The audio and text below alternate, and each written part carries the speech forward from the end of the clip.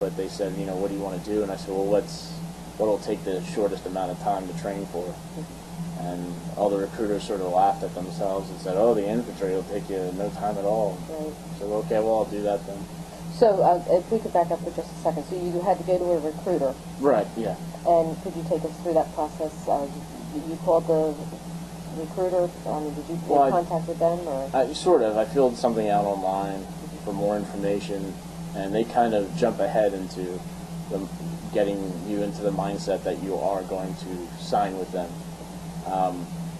My recruiter was very persistent. You know, he didn't really back down when, you know, I was kind of wavering back and forth on the issue.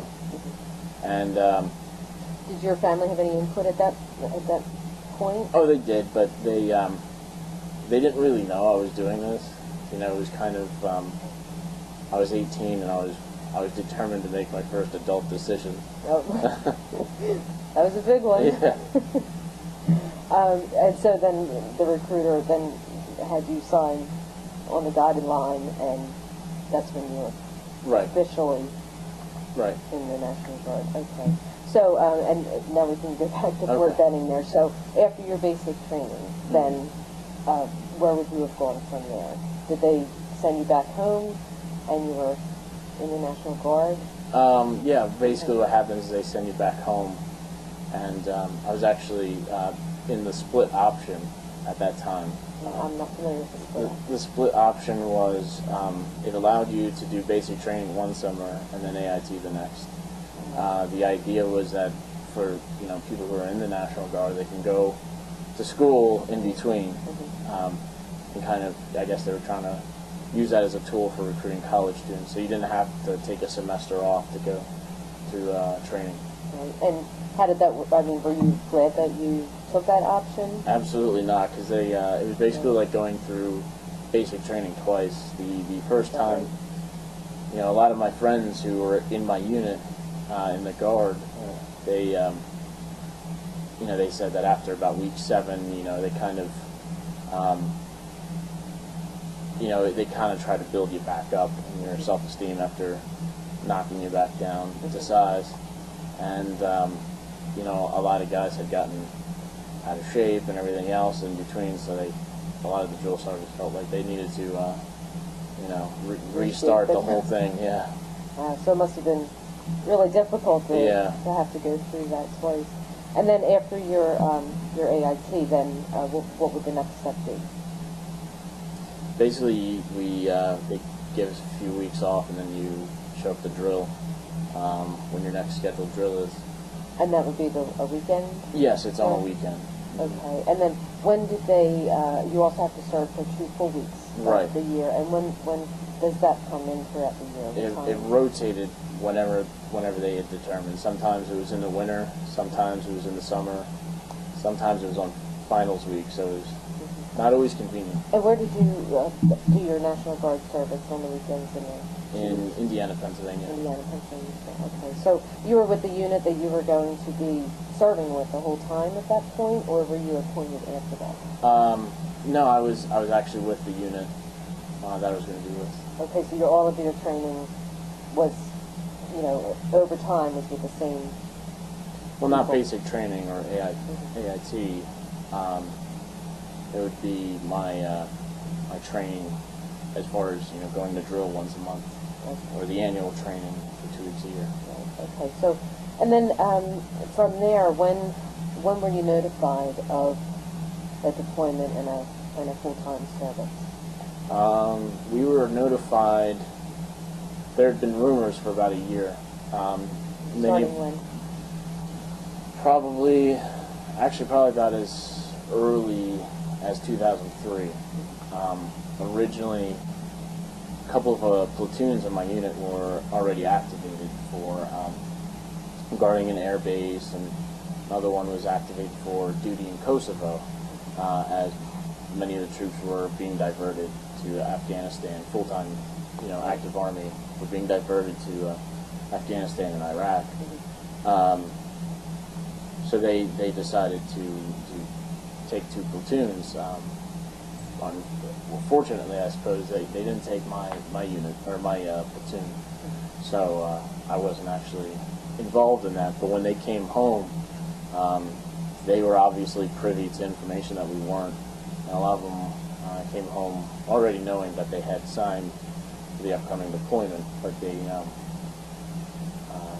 it was just a lot of rumors in 2003. And where were you in your education at this point? Were you still in college? Yeah, oh yeah, I was still in my bachelor's degree. And what year was it? Your second or third year? Probably be my third year. Third year.